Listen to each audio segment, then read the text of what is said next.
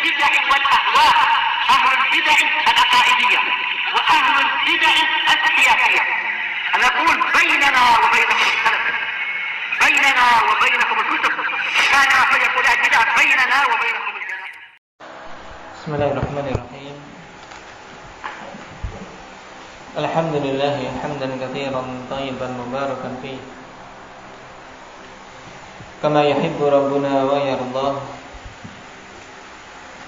أشهد أن لا إله إلا الله وحده لا شريك له، وأشهد أن محمدا عبده ورسوله صلى الله عليه وعلى آله وأصحابه ومن تبعهم بإحسان إلى يوم الدين. أما بعد. عندك مولانا أخوه.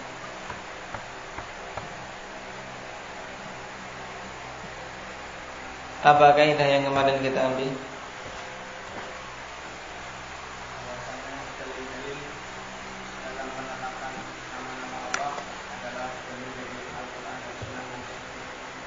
Baik, ahsanta.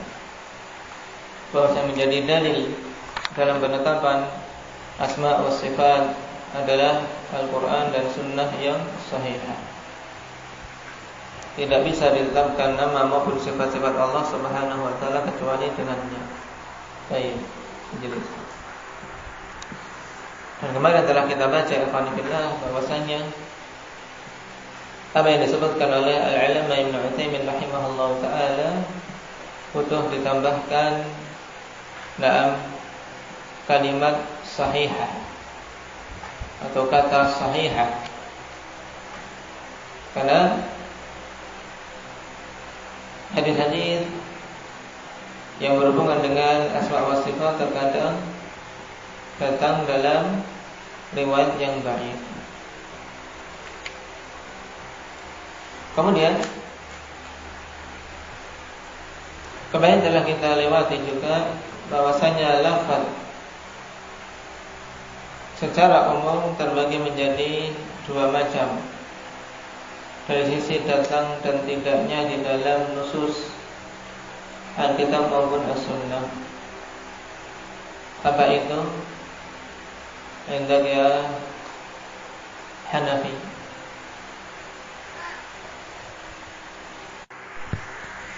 Nah, jadi lafaz alhamdulillah dari sisi datang tidaknya di dalam dalil syar'i kita lewati kemarin terbagi menjadi dua, yang datang di dalam dalil-dalil syar'i baik Alkitab maupun As-Sunnah atau ijma'.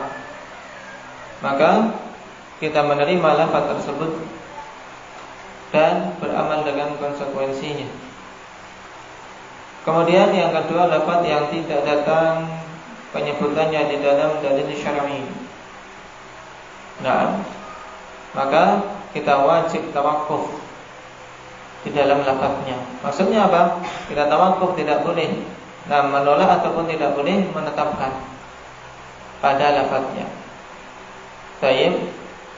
Adapun maknanya kita minta perincian. Kita minta perincian. Jika makna yang diinginkan hak kita terima, jika makna yang diinginkan batil kita tolak. Baik. Sekarang kita masuk pada contoh yang dibawakan oleh Al-Allamah Ibnu Utsaimin rahimahullah. Qala fa mimma warada itsbatuhu lillahi ta'ala kullu sifatin dalla 'alaiha ismun min asma'illahi ta'ala dalalatan mutabaqatan aw tadammun. Baik. Dalalata mutabaqatin aw tadammunin aw iltizamin. Semua sifat yang ditunjukkan oleh nama dari nama-nama Allah Subhanahu wa ta'ala, baik secara mutabaqah ataupun tadammun ataupun iltizam. Dan telah kita lewati pada pembahasan yang lalu bahwasanya penunjukan nama-nama Allah Subhanahu wa ta'ala atas suatu sifat bisa dilihat dari tiga sisi ini alhamdulillah, 3 dalalah ini. Dalalah mutabaqah jelas, yaitu di mana diambil dari suatu nama sifat yang memang terkandung di dalamnya. Seperti misalnya nama Ar-Rahman. Saya menunjukkan secara mutabaqah zat yang dinamai dengan nama tersebut dan zat yang disifati dengan sifat rahmah yang maha luas. Baik. Kemudian secara tadammun, yaitu yang terkandung di dalamnya, bahwasanya tatkala Allah Subhanahu wa taala zat yang maha luas rahmatnya, maka Allah Subhanahu wa taala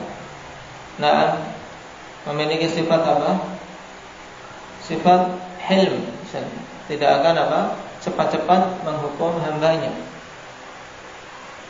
Terkandung di dalamnya. Dan iltizam, secara iltizam bagaimana? Misalnya Indah Abdul Zaid,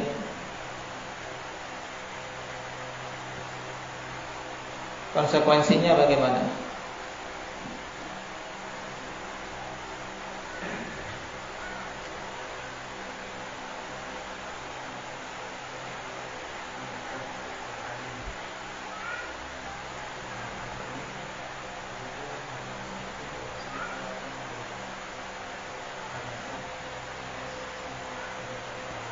Baik, misalnya pada nama Allah Subhanahu wa taala Al-Alim. Al-Alim secara mutabaqah menunjukkan nama dan sifat ilm. Kemudian secara tadammun baik terkandung di dalamnya sifat apa yang terkandung dalam Al-Ilm, Al-Alim misalnya.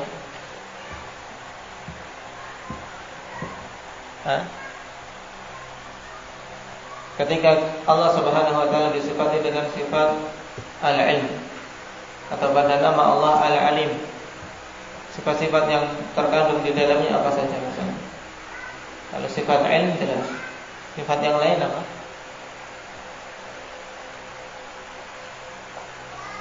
Ilm masih hikmah, ya tidak? Nah, adapun iltizam sebagaimana disebutkan tadi, yaitu apa?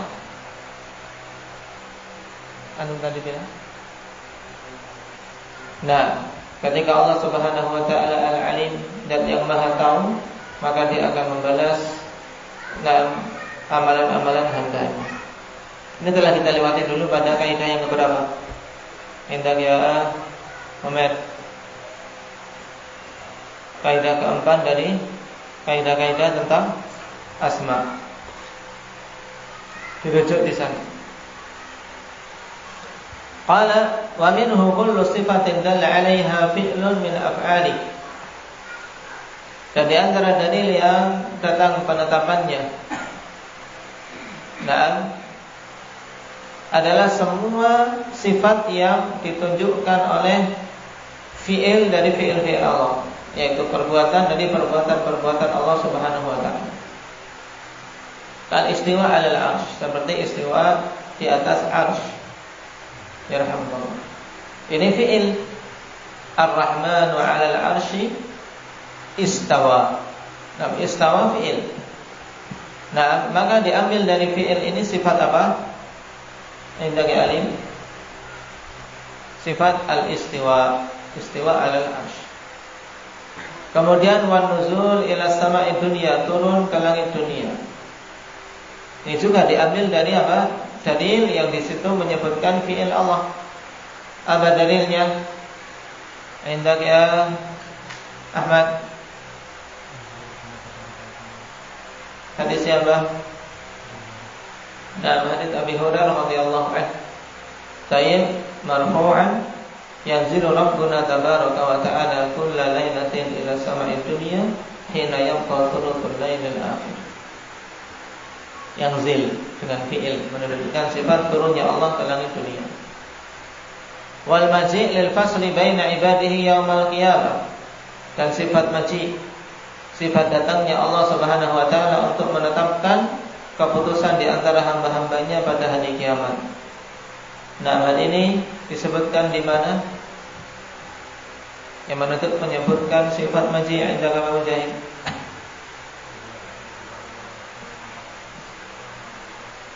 Wa jaa'a rabbuka wal malaikatu saffan saffan wal malaku saffan saffan.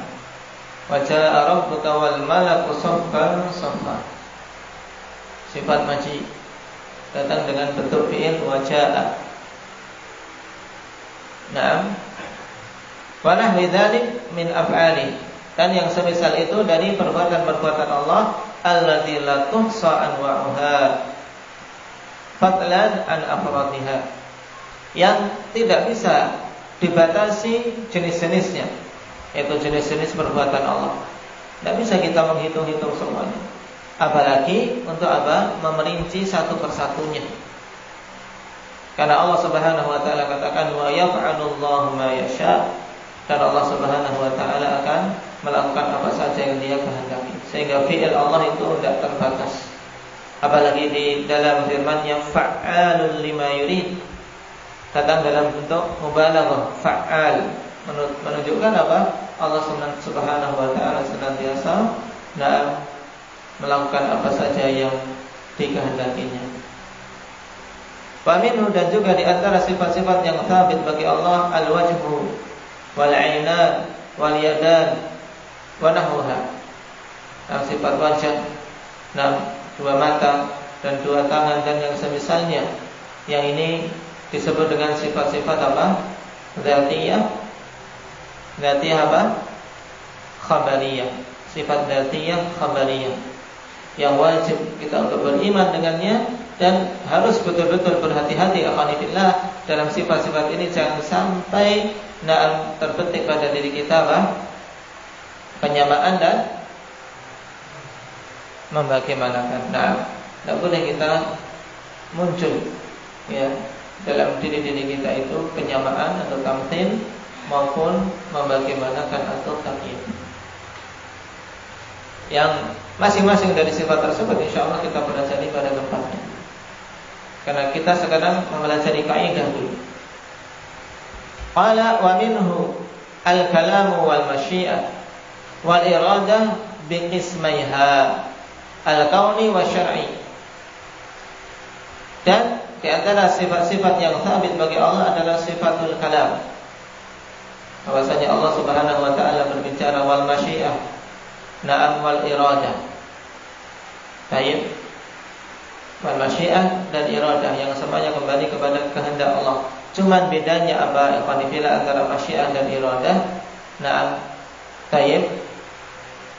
Dari sisi mana istilahi ikhwanifillah, maka masyiah merupakan bagian dari iradah. Kenapa? Karena masyiah sama dengan iradah kauniyah. Jadi iradah yang terbagi menjadi dua, iradah kauniyah dan iradah syar'iyah. Maka iradah kauniyah itu sama dengan masyiah dari sisi makna ya. Iradah kauniyah sama dengan masyiah, yaitu segala sesuatu yang Allah Subhanahu wa taala kehendaki yang terjadi di jagat raya ini, dan itulah masyiah. Yang iradah kauniyah ini tidak ada hubungannya dengan apa? Dengan mahabbah, dalam artian mencakup yang Allah cintai maupun yang tidak Allah cintai. Ini iradah apa namanya? Indahnya Hudzaifah.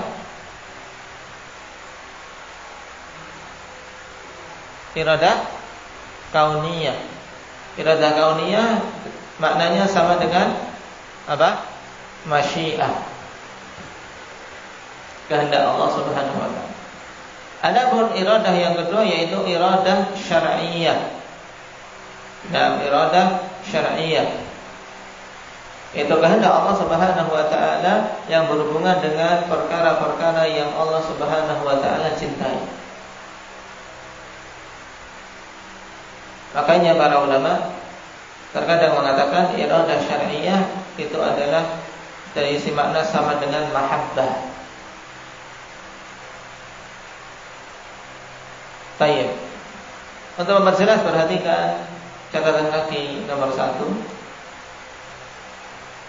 Qala al-iradatu wal amru wal qada'u wal hukmu wal kitabatu wal idnu wal ja'lu wal kalimat. Ini istilah-istilah yang berhubungan dengan sifat-sifat Allah Subhanahu wa taala. Iradah, amr, qada', hukum, kitabah, idn, ja'l, kalimat. Ini semua yang qasimu ila kauni muta'alliqin bi khalqihi wa ila dini muta'alliqin bi amrihi. Semuanya terbagi menjadi dua, ila kauni dan dini atau syar'i sama. Kauni berhubungan dengan apa? Dengan makhluk-makhluknya. Maksudnya bahwasanya semua yang kauni itu mesti terjadi. Dan dini berhubungan dengan apa? Dengan perkara Allah Subhanahu wa taala, yaitu syariatnya.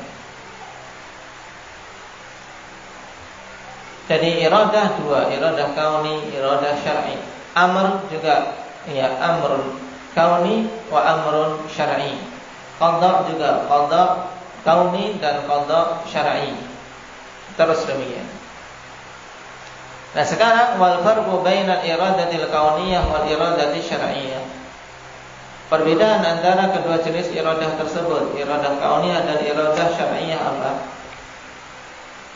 Qala anna al-kauniyata min jihatil wuqu'i annaha waqi'atun la mahala. Wa syar'iyyata qad taqa'u wa qad la taqa'u. Yang pertama, perbedaan iradah kauniyah dan syar'iyyah dari sisi terjadinya, yaitu bahwasanya kauniyah dari sisi terjadinya mesti terjadi. Jadi iradah kauniyah itu mesti terjadi.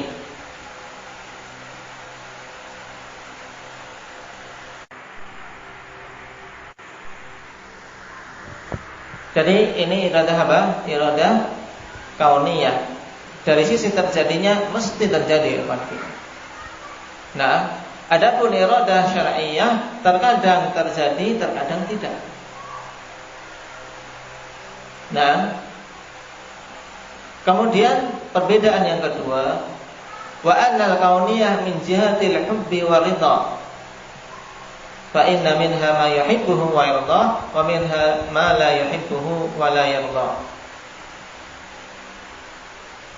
Iradah kauniyah dari sisi kecintaan dan keridhaan Allah Subhanahu wa taala terhadapnya, maka sungguhnya di antaranya ada yang Allah Subhanahu wa taala mencintainya dan meridhoinya, ada yang Allah Subhanahu wa taala tidak mencintainya, tidak pula meridhoinya. Ini iradah kauniyah, tidak dari sisi kecintaan Allah dan keridhaan Allah terhadapnya.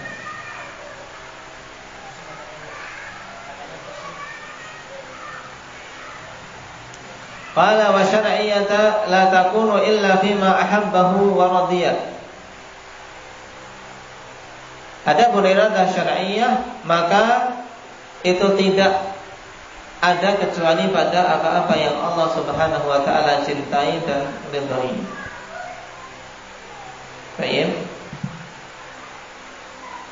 Paham? Nah, sekarang dengan contoh akan lebih mudah. Jadi ada dua perbedaan antara iradah kauniyah dan syar'iyyah. Ya, iradah kauniyah itu dari sisi terjadinya bagaimana Dimas? Mesti terjadi. Kalau syar'iyyah terkadang terjadi, terkadang tidak. Sekarang berikan contoh. Nah, iradah kauniyah misalnya apa yang terjadi di jagat raya ini, Allah Subhanahu wa taala menghendaki secara kauni untuk terjadi di jagat raya ini, nah, keislaman Abu Bakar misalnya. Allah menghendaki Abu Bakar masuk Islam. Terjadi tidak? Terjadi. Berarti Islamnya Abu Bakar Allah kehendaki secara kauni. Nah, tayyib, secara kauni terjadi. Nah, dan secara syar'i dikehendaki tidak? Dikehendaki karena Allah mencintai, ya kan, keislaman hamba-hambanya. maka terkumpul pada Islamnya Abu Bakar iradah kauniyah dan iradah syar'iyah. Paham? Tapi terkadang ikhwanillah, keislaman makhluk-makhluk Allah Subhanahu wa taala ada yang masuk Islam, ada yang tidak. Seperti misalnya Abu Jahal. Taib, secara kauni dia muslim atau kafir? Kafir. Jadi secara kauni Allah tetapkan Abu Jahal itu adalah kafir, ya tidak? Mesti terjadi. Tapi apakah ini secara syar'i juga? Tidak, karena secara syar'i Allah Subhanahu wa taala tidak menghendaki kekufuran, ya tidak. Maka pada keislaman Abu Bakar terwujud tidak keislaman Abu Jahal? Tidak terwujud. Jadi iradah syar'iyah di sini tidak terjadi pada Islamnya Abu Jahal. Kenapa? Karena Abu Jahal tidak masuk Islam. Paham? Ini maksud perbedaan ini, bahwasanya iradah kauniyah terkadang terjadi, iradah syar'iyah terkadang terjadi, terkadang tidak. Adapun iradah kauniyah mesti terjadi. Dan iradah kauniyah tidak ada hubungannya dengan apa? Kecintaan dan keridhaan Allah. Kenapa? Karena terjadi pada semua perkara yang Allah kehendaki, baik Allah cintai maupun tidak. Allah Subhanahu wa taala tidak mencintai kekufuran, tidak meridai kekufuran. Tapi secara kauni Allah tetapkan, ya tidak? Allah tetapkan secara kauni ada kekufuran sebagai ujian. Paham? Mengetahui perbedaan dua iradah ini penting afanillah untuk seorang keluar dari apa? Syubhat Mu'tazilah, syubhat ahli bidah, yang mereka tidak bisa membedakan dua iradah ini. Sehingga mereka kebingungan. Bagaimana Allah Subhanahu wa taala menciptakan kekufuran, menciptakan iblis dan seterusnya, padahal Allah tidak mencintainya. Bingung mereka. Jadi penciptaan iblis itu adalah apa? Berdasarkan kehendak Allah Subhanahu wa taala secara kauni. Tapi secara syar'i Allah tidak mencintai adanya kekufurannya, tidak. Iradah kauniyah ini memang tidak ada hubungannya dengan kecintaan atau keridhaan Allah Subhanahu wa taala padanya. Adapun iradah syar'iyah ini mesti hubungannya dengan yang Allah Subhanahu wa taala cintai. Secara syar'i Allah menghendaki hamba-hambanya untuk melakukan salat. Secara syar'i Allah menghendaki hamba-hambanya untuk membayar zakat. Tapi terkadang ada yang bayar, ada yang tidak, ya tidak. Paham? Baik, Bang. Baik. Ingat-ingat saja dulu iradah terbagi jadi dua ini. Adapun masyiah, apakah terbagi menjadi dua? Perhatikan tanbih yang penting di sini. Tanbih, al-masyiatu la tanqasimu ila qismaini qattu. Wa hadha huwa madhhabus salaf rahimahumullahu jami'a. Masyiah itu tidak terbagi menjadi dua sama sekali. Tidak ada pembagian masyiah jadi dua. Dan ini adalah madhab salaf rahimahumullahu ta'ala. Wa dzalika anal amral kauni wa kullu ma kana kauniyan fa huwa bi ma'nal masyiah. Yang demikian itu dikarenakan perkara kauni yang terjadi di jagat raya ini, dan semua apa-apa yang telah terjadi secara kauni, yaitu berdasarkan kehendak Allah secara kauni, maka itu semakna dengan masyiah. Paham? Semakna dengan masyiah. Fama sya'ahu kana wa ma lam yasha'hu lam yakun.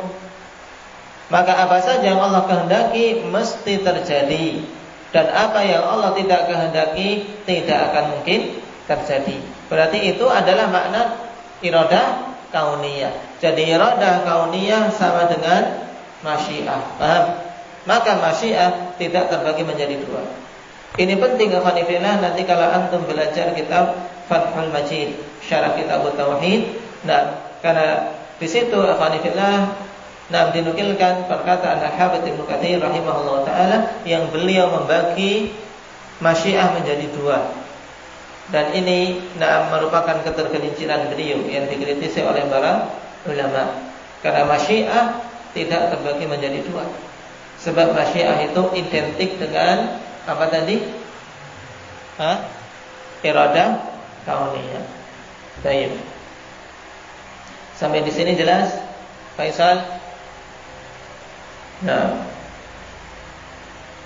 Qala fal kauniyah bimakna al-masyiah wa syar'iyyah bimakna al-mahabbah. Dan ini ditegaskan kembali oleh Al-Allamah Ibnu Utsaimin rahimahullah. Maka iradah kauniyah ini semakna dengan masyiah, dan iradah syar'iyyah semakna dengan mahabbah. Baik. Kenapa? Allah tidak menghendaki secara syar'i kecuali perkara yang Allah cintai. Paham? Wa minhu ar-ridha wal mahabbatu wal ghadabu wal karahah wa nahmuha. Dan di antara sifat-sifat tsabitah bagi Allah adalah sifat ridha. Nah, apa di antara dalil yang baru saja kita lewati? Apa dalilnya tentang sifat ridha? Hendak ya Jafar.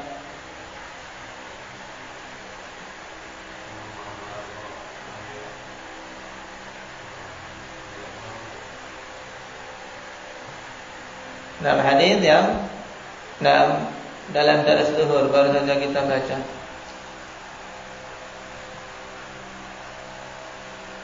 Innallaha la yarda. Bagaimana kelanjutannya? Man yaqulu ana. Siapa yang membaca hadisnya? Baru saja kita lewati.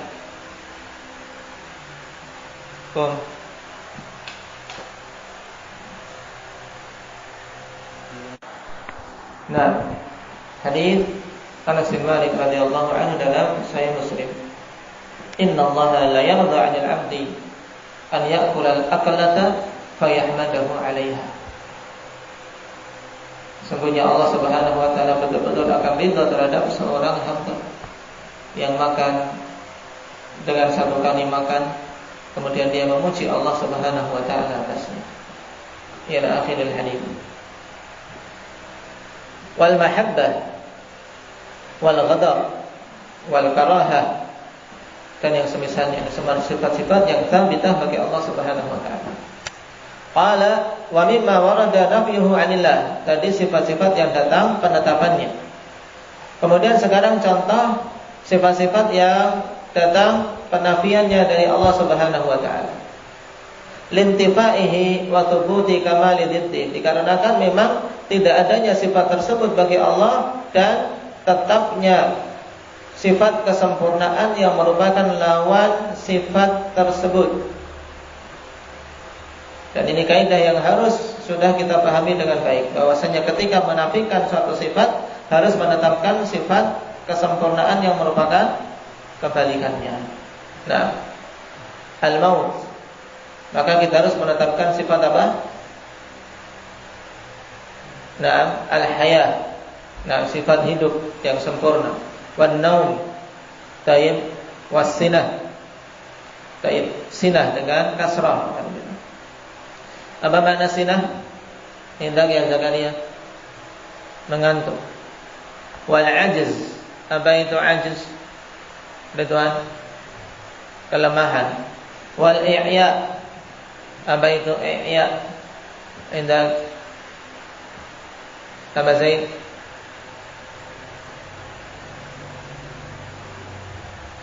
Hampir sama dengan ajiz, yaitu ketidakmampuan. Wal zulm, jelas kezaliman. Wal ghaflah 'anil a'malil ibad, yaitu sifat lalai dari amalan-amalan hamba. Ini juga dinafikan dari Allah Subhanahu wa taala. Allah Subhanahu wa taala tidak akan lalai sedikit pun. Nah, wa an yakuna lahu mathilun aw kuf'un wa nahu dzalik, dan juga sifat yang dinafikan dari Allah Subhanahu wa taala, yaitu apa? Memiliki sesuatu yang semisal. Anda tidak, ini tidak mungkin. Atau memiliki sesuatu yang sepadan dengan Allah, ini juga tidak mungkin. Maka dinafikan dari Allah Subhanahu wa taala sifat-sifat tersebut dan yang semisal. Sekarang yang ketiga, wa mimma lam yarid itsbatuhu wala nafyuh. Dan di antara yang tidak datang penetapan dan penafiannya. Bagaimana kaidah kita untuk lafaz yang seperti ini? Tidak datang penetapan dan penafiannya. Bagaimana Syafiq kita mensikapi suatu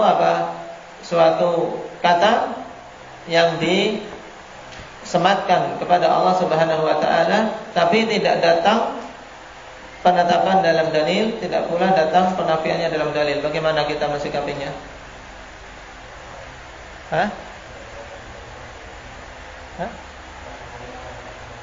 Tidak menetapkan dan tidak menolaknya. Ini silakan dengan apa? Sifat tidak menerima, tidak pula menolak. Tidak menetapkan, tidak pula menafikan. Apa namanya? Tawakuf terhadap lafadznya. Adapun maknanya bagaimana? Kita meminta perincian. Apa yang kamu maksud dengan kata ini? Baik. Nah, sekarang kita lihat penerapannya oleh Syekh rahimahullah. Contohnya lafaz al-jihad. Baik. Al-jihad. Falau sa'ala sa'ilun hal nuthbitu lillahi ta'ala jihad. Maka seandainya seorang penanya bertanya kepadamu, apakah kita menetapkan bagi Allah jihad? Nah, arah. Perhatikan, wa tutlaqu bil jihad fil lughah 'ala al-mawdi' allati natawajjahu wa tatawajjah wa taqsudu. Secara bahasa lafaz jihad itu apa? Digunakan untuk tempat yang kita mengarah kepadanya dan kita memaksudkannya. Baik. Sedangkan di sisi mutakallimin, di sisi ahli kalam, jihad adalah apa? Jihadu kulli syai' ma lahu minal ghayati al-mahdudah. Yaitu jihad segala sesuatu, yaitu apa saja yang memiliki tujuan yang terbatas, yaitu mencapai akhir, sesuatu yang terbatas, itu jihad menurut ahli kalam. Yaitu segala sesuatu yang ada akhirnya, yang memiliki batasan. Nah, kalau ditanya, apakah kita menetapkan jihad bagi Allah? Baik. Bagaimana ini? Ketika kita katakan demikian, qulna lahu, kita katakan kepadanya, pahami bagaimana menjawab. Lafdzul jihad lam yarid fil kitabi wa sunnah itsbatan wala nafyan. Wa yughni anhu ma thabata fihima min anna Allah ta'ala fis sama'. Kita katakan kepadanya, ya akhi, lafaz jihad itu tidak datang penyebutannya dalam Alkitab maupun As-Sunnah, baik menetapkan maupun meniadakan. Dan cukup bagi kita tidak perlu menyebutkan lafaz tersebut, ya. Cukup bagi kita dengan menetapkan bahwasanya Allah Subhanahu wa taala itu fis sama. Allah itu di atas. Cukup. Allah itu di atas. Tidak perlu kita pakai jihad atau tidak.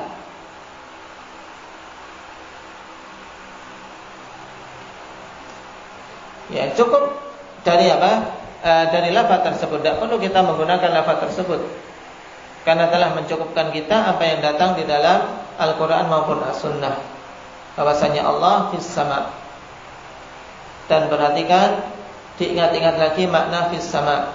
Aamintum man fis sama. Demikian pula hadis budak wanita yang ditanya ainallah, qalat fis sama. Ada dua makna dan kedua-duanya hak. Aba Arif, Makna fis sama bagaimana mengartikannya? Fi bermakna di atas, berarti fis sama maknanya Allah. Lah, kalau sekarang fi bermakna di atas, fi bermakna ala, berarti di atas apa? As-sama, yaitu as-sama langit. Allah di atas langit, dalam artian di atas langit. Kalau yang kedua fis sama, fi bermakna apa? Tetap fi, tapi as-sama bermakna apa? Sama bermakna al-ulu, berarti inilah yang diartikan dalam bahasa kita Allah di atas. Dan kedua-duanya hak. Nah, Allah di atas langit atau Allah di atas. Ini wajib kita tetapkan.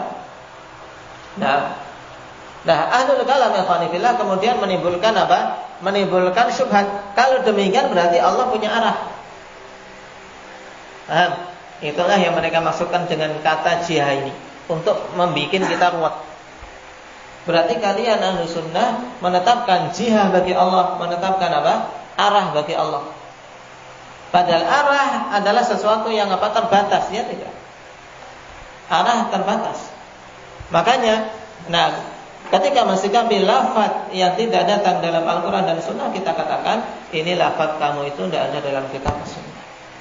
Cukup bagi kita apa yang disebutkan dalam kitab Sunnah, yaitu bahwasanya Allah itu di atas langit atau Allah di atas. Sudah selesai.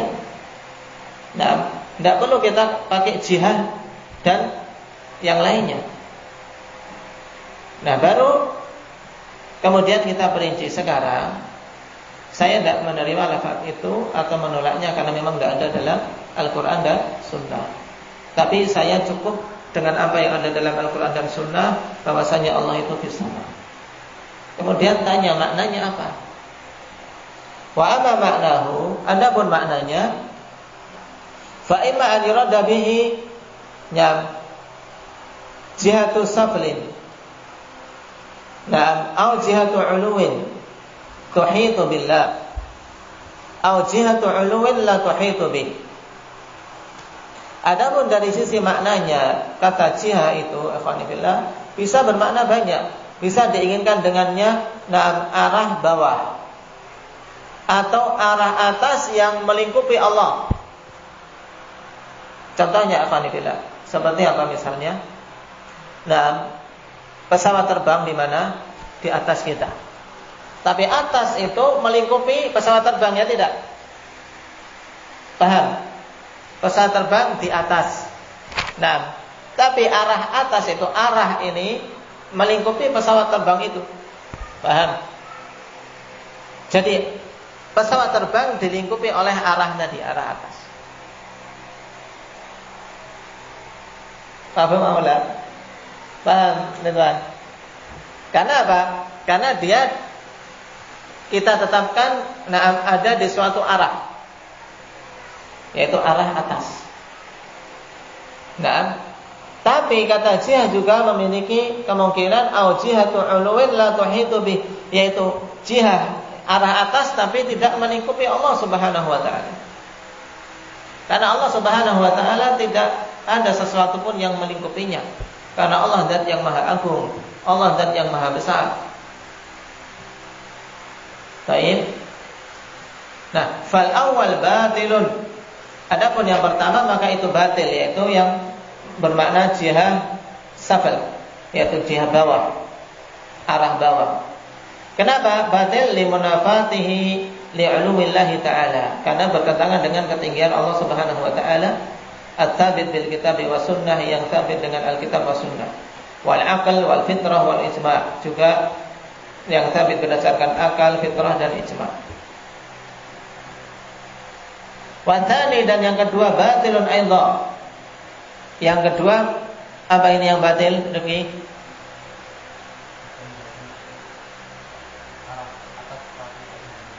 arah atas tapi apa? Melingkupi Allah Subhanahu wa taala. Dilingkupi oleh arah itu Allah. Ya. Allah dilingkupi oleh arah tadi. Sebagaimana contohnya tadi, pesawat di atas. Nah, kenapa ini batil? Li'anna Allah Ta'ala a'zamu min an yuhita bihi syai'un min makhluqatihi. Sebab Allah Subhanahu wa taala itu zat yang maha agung. Nah, maha agung.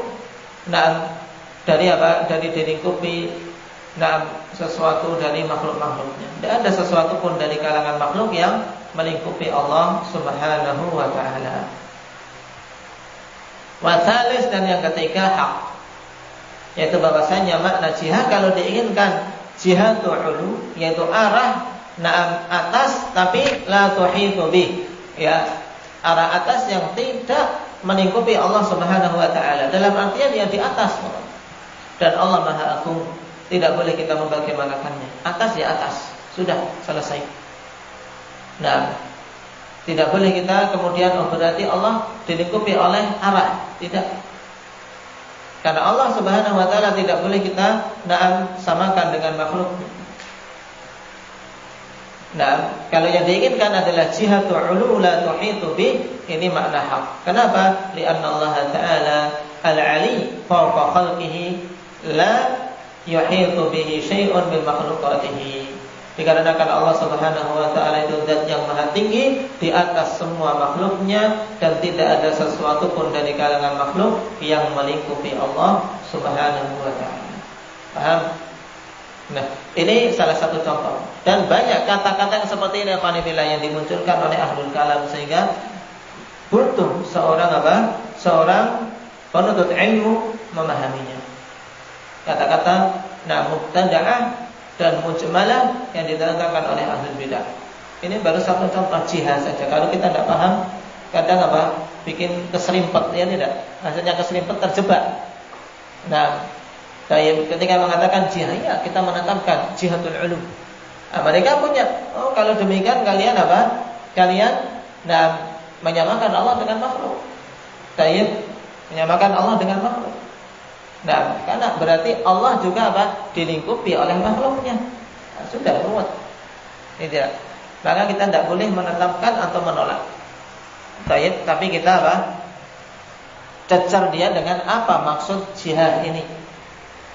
Nah, apa maksud jihad yang kamu tetapkan, baru kita bisa menetapkan. Kalau yang dimaksud jihad maknanya adalah jihadul ulu la tuhitu bih, itu kita terima maknanya, tapi lafadznya itu untuk kamu saja. Nah, saya tidak menerima, tidak menolak. Paham? Baik, barakallahu fikum. Ini dulu. Nasallallahu alaihi wa sallam.